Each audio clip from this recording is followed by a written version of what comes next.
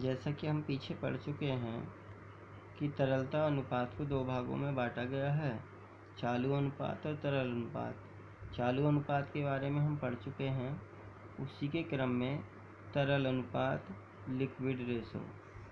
यह अनुपात यह जानने में सहायक है कि चालू दायित्व का भुगतान तुरंत किया जा सकता है या नहीं।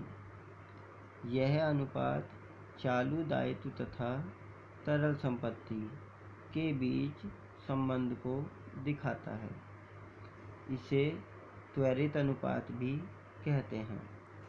1:1 तरल अनुपात का आदर्श अनुपात माना जाता है। जैसा कि हम पहले भी कहा था कि 2:1, 2:1 वह चालू अनुपात का आदर्श अनुपात है, जबकि 1:1 तरल अनुपात का आदर्श अनुपात माना जाता है।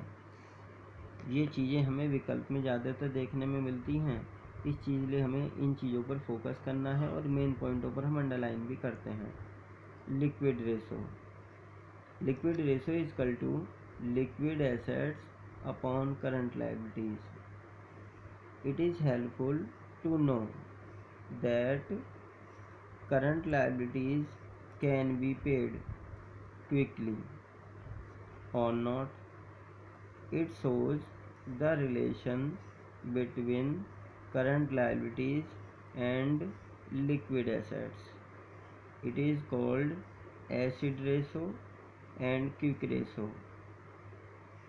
1:1 is an ideal ratio of liquid ratio. 1:1 is an ideal ratio of liquid ratio. ये MCQ क्वेश्चन हैं जिनको हमें ध्यान में रखना होता है।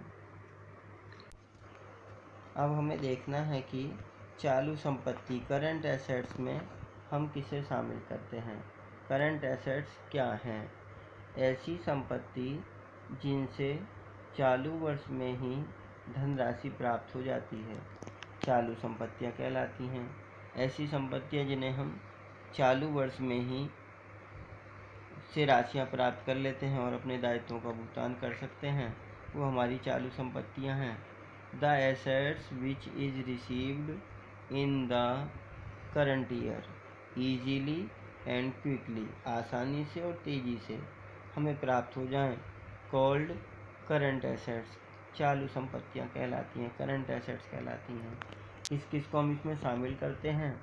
Cash in hand, cash in hand रोकड़ हाथ में, कैश एट बैंक रोकड़ बैंक में, डेटर्स एंड बिल रिसीवेबल देनदार तथा प्राप्य bill, short term loan and advance, अल्पकालीन ऋण एवं अग्रिम।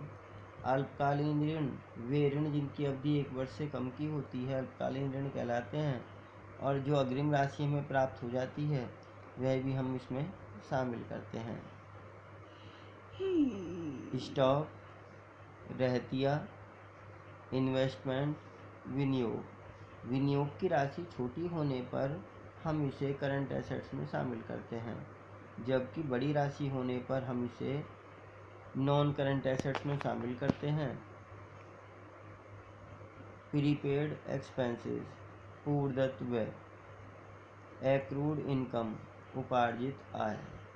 इस प्रकार चालू संपत्ति में cash in hand, cash at bank, debtors and BR, short term loan and advance, stock, investment, minimum amount, prepaid expenses, accrued income को शामिल किया जाता है।